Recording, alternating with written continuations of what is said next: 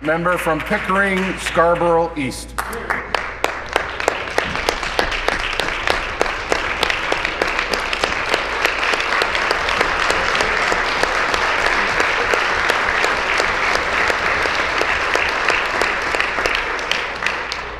Thank you, Speaker. My question is for the Minister of Economic Development and Innovation. Speaker, the global economy is in a fragile state.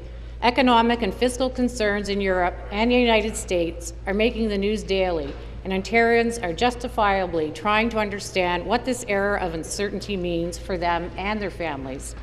Our government was re-elected to provide Ontarians with a stable government, capable of managing us through this period of uncertainty. Ontario is fierce in global competition for jobs and investment. Recent job numbers and economic forecasts have demonstrated we are truly not isolated from the impact of the global economy. My constituents and everyone is asking what our government's doing to build a strong economy during these turbulent times. Thank you. Minister. Thank you, Mr. Speaker. Let me begin by congratulating the member for Pickering-Scarborough East on her election. I know she will be another strong voice for Scarborough and Pickering here in this legislature. There's another.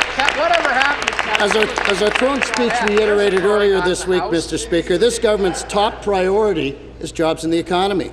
Building a strong economy starts with the fundamentals, and there are few places, if any, in the world, Mr. Speaker, that has done more to build those fundamentals than right here in Ontario. Our investments in healthcare, education and training have created a world-class workforce. Right. Our investments have helped build a competitive infrastructure system in Ontario, crucial to economic growth. We've improved the tax environment in Ontario, going from the back of the pack to one of the most competitive in all the world, Mr. Speaker. There is a fierce battle happening around the world for investments and jobs, and Mr. Speaker, Ontario is poised to win that battle. Supplementary. Thank you, Mr. Speaker. Those steps are good, and we've moved Ontario in the right direction, and will certainly strengthen our economy. A familiar issue, though, we hear about is the challenge businesses, particularly small businesses, face in navigating through the government regulatory requirements that they have to address to do business here. That means reducing duplicate and unnecessary regulations and working closer with other levels of government and even other jurisdictions to improve the business climate here in Ontario. What specific steps is the government taking to work with businesses and make the relationship with government easier to navigate while still protecting the health and safety of Ontarians as well as our environment? Excellent question. Minister. Thank you, Mr. Speaker. Through our Open for Business, we're creating faster, smarter and streamlined government to business services and regulations that make Ontario more attractive for business development while protecting the public interest, which is also very, very critical. We've reduced the regulatory burden on businesses and stakeholders by over 17%.